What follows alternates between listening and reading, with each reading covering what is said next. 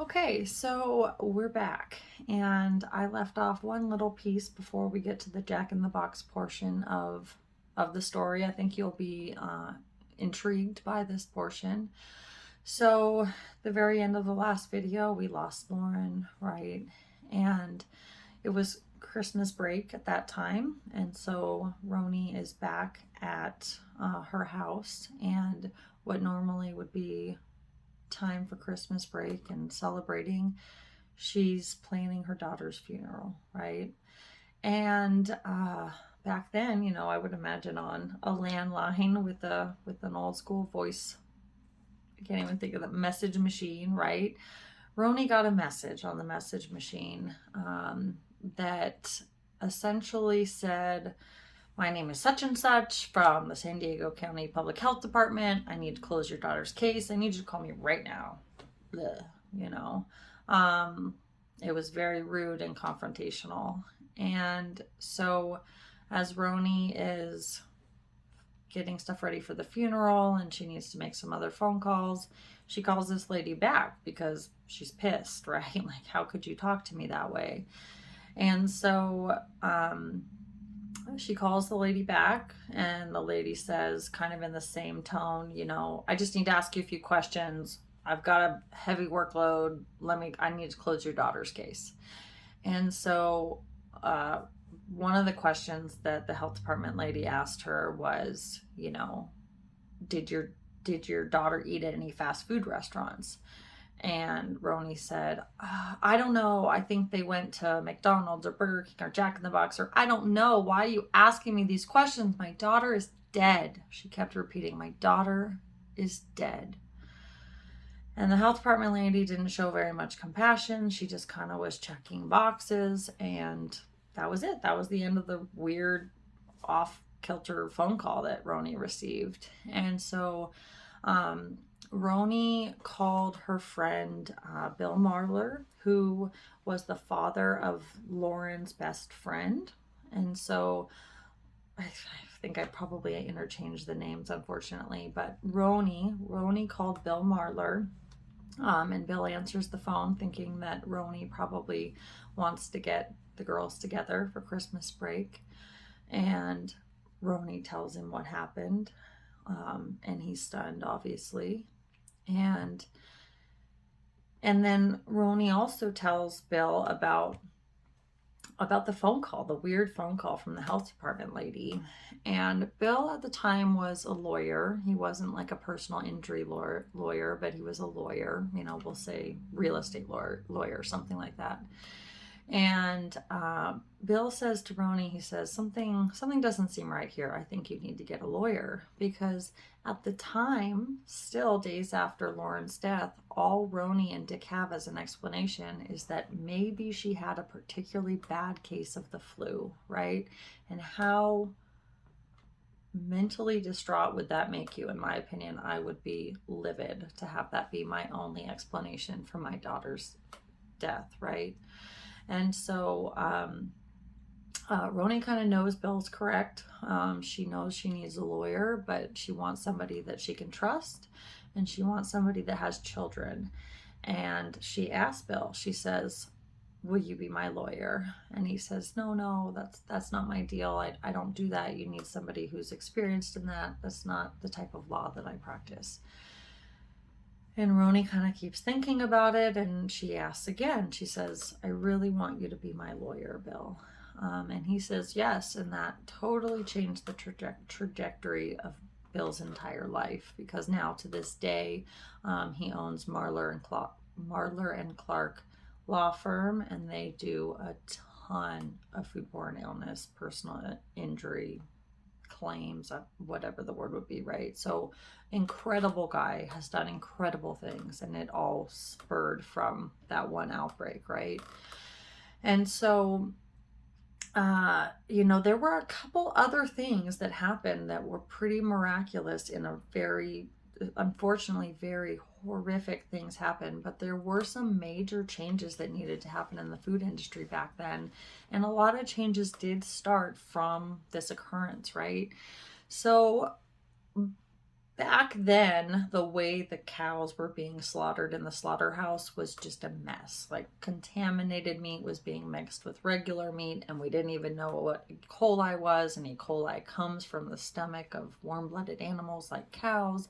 And there was just so many things that we needed to learn. And we did learn, we just learned from these really horrific things happening, which, as some of we all experience in life, we learn a lot from some of the really bad stuff that happens in life. And so, besides the kind of piece of, Bill grasping on and taking his journey with food safety, another key player in this story was the coroner at the hospital. And so the coroner at the hospital was a gentleman who had a knack for puzzles. He always liked figuring things out as a child. And that skill set came in handy when it came to providing some sort of answer for grieving parents, right? So the coroner who was looking at Lauren happened to be, into those types of things. And he had also just read an article about how E. coli can cause hemolytic uremic syndrome, or HUS, in children. And so because he had just read that article and he liked figuring things out, he sent, a sample of of Lauren to the lab to be tested for E. coli, and it came back positive. And at that time, there were probably very few people in the world or in the industry or whatever who would know to do that, right? And so at that point, they knew that Lauren had eaten something that had E. coli in it, right? A little side note about E. coli is that there's many, many strains of E. coli, and most of them are not pathogens. They're not harmful. You could eat them and be all right.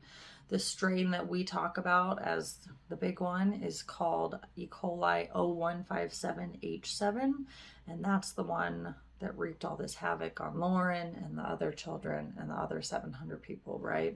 And still to this day is the one that is now required to be reported to the health department. So interestingly, and another key piece to this puzzle is that the coroner, even though it wasn't required that he report that, the E. coli to the health department, he just knew something was afoot, if you will. It was his belief that if he saw something like this, it's unlikely that it's just one person. And so he called the San Diego Public Health Department, the same place that the mean health department lady worked at, and he let them know what he found. And the way that it has always been described in what I've read is that the health department chose a wait and see approach. Like, okay, we'll see. Thanks for calling, bye, right? Which obviously, I don't know what they could have done if the meat was already out there, but they probably could have done more than what they did, is my personal opinion. And so we've got these pieces, right? We've got the coroner, we've got Bill, we've got Roni, and then eventually they're able to link the E. coli to meat that came from Jack in the Box or was served at Jack in the Box, right? And so here's the big thing is, what did Jack in the Box do and why were they liable? Especially if, like I was saying, the meat kind of got to them contaminated, and I'm sure that meat went to other restaurants as well. So why Jack in the Box? Why are they so responsible? And so I do have a couple numbers that I'll share with you as well in regards to like how much Jack in the Box was liable. But so back then, and probably still to this day, and I've had a similar job like this. Back then, there was a gentleman who was kind of like an internal food safety person for either all of Jack in the Box or a region of Jack in the Box. And it was his job to take care of the food safety and take care of the training and the standard operating procedures and the protocols and all that stuff, right? It was his job. And so in the class that I teach, I talk all about the required internal cooking temperatures for raw animal products. And spoiler alert, the required internal cooking temperature for raw hamburger meat today is 155 degrees Fahrenheit. So back then, back before they knew about the dangers of E. coli, the required cooking temperature was 145 degrees Fahrenheit. And so I always picture this part of the story where we wouldn't have been sending out emails and notifying people on social media. I picture like hard flyers that were mailed out. Essentially, the health department was sending out flyers alerting the operators that the cooking temperature was going to change. It was going to change from 145 to 155, or rather, it did change. So they were right on the cusp of where you need to cook hamburger meat to 155 degrees, right? So they send out this memo. Jack in the Box gets the memo. The memo is put into a filing cabinet. And when the health department did the investigation of all this, you know, some investigations are like a phone call, right? But in this case, we've got a heavy duty investigation going on. And they found the flyer in Jack in the Box, and they were able to see that Jack in the Box was not cooking the hamburger meat to 155 degrees, even though they were notified, right? They weren't doing it, and they were missing it by a long shot. And unfortunately, the standard operating procedures that they had specifically for kids' hamburgers was they were not cooking the meat long enough at all, right?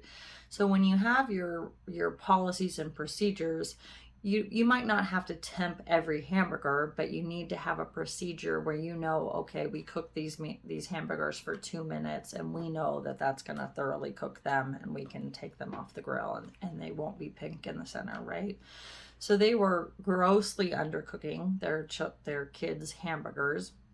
Their standard operating procedures were not in line with the new regulations, and there was proof that they were informed that they should be cooking the hamburger meat to longer. And that is what made them responsible for $50 million in payouts, right? $50 million.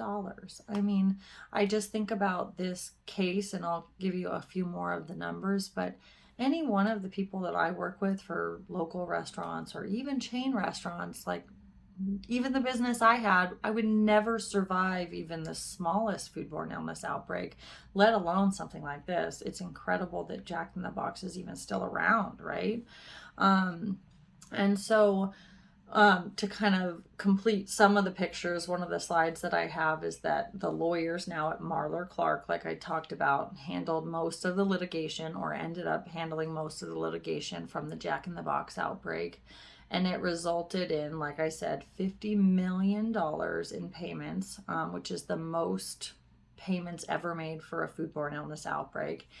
And in addition to that, in the year and a half following the outbreak, Jack in the Box lost approximately $160 million, both in court and from lost sales. I mean, that was 1992. And it's, 2022, and I'm still talking about it, right? I mean, this is a huge, huge deal.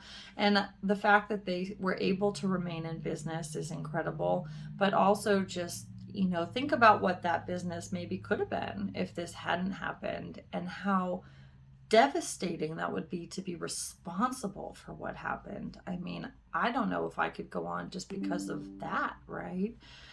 And so that's kind of the story. Essentially, that's the Jack in the Box story. And I typically share this with my classes in the beginning of the class, usually just to make people cry, right? Not really. I joke about that. And I cry, but I care so much about food safety. And when I was a health inspector, in Montana, I feel like particularly there's a group of people, or not, I shouldn't say group of people, but there's people here who are firmly anti-regulations, and people coming into their business to tell them how to do things is kind of what I'm trying to say, right? And so sometimes I would get asked, like, what is the point of a health inspection? Why this is a waste of the taxpayers' dollars? Why are you here? All that stuff. And the spiel that I came up with, and I still believe this to this day, is that we have so many illnesses in the world that we have almost zero control over, maybe zero control over in some of them, right? And then we have foodborne illnesses that we maybe don't have 100% control over them, but we know that if we keep hot food above 135, cold food below 41, and we cook it correctly and all that stuff, then there's a greater chance that we won't make people sick, right? We know how to take care of food so that we don't make people sick. And in essence, we can save lives because of what can happen if somebody in a high risk population eats a contaminated food. And so to me, if we know we have that control, and we know that through education and through health inspectors and through doing the right thing, we can reduce the risk of foodborne illness, then I would absolutely want to do everything I can to do that. And people are probably like, oh man, I shouldn't have said anything when I would give them the spiel, right? But in terms of how this connects into the class that we teach, we talk about this. We talk about how kind of small of a thing it was that happened with Jack in the Box. Kind of, it was one piece. And so as we go throughout the day with the things that we learn in the Certified Food Protection Manager course that we teach, it could be any one of those things that you maybe fall asleep and miss, and that's what makes people sick, or whatever it is. And so, as a health inspector or as a teacher, I would never expect that somebody is able to do things perfectly. I mean, even if I tried to wash my hands as many times as I possibly needed to as a regular shift at a restaurant, I would miss hand washes. Or I would contaminate my gloves and not change them, or whatever it is. But I expected people to be trying, and I expected people to know the rules well enough that they could implement them and have their staff implement them, even when shit hit the fan, right? When it got busy and staff is not there and it's only you and everything's, the fire is burning. The regulations well enough, the importance of them well enough that you can kind of pause and take action and not cut corners in a way that would create a foodborne illness, right? So that's kind of where we go. And then, if this story intrigues you, the rest of the videos that I intend to put on here are going to be stories. Stories are always fun, right? Especially health inspector stories, as well as just the material that you need to know. And so whether you listen because you're a restaurant operator that wants to listen about something applicable to your business, that would be a good reason to listen, as well as picking up study tips for things that could be on your exam that you need to take. And so I think this is the perfect, comfortable environment to learn about food safety, because it's the back of my hands. I know this stuff just because I've done it. I love it, I care about it, and I want you to care about it. So if you're interested, join me. Thanks for listening.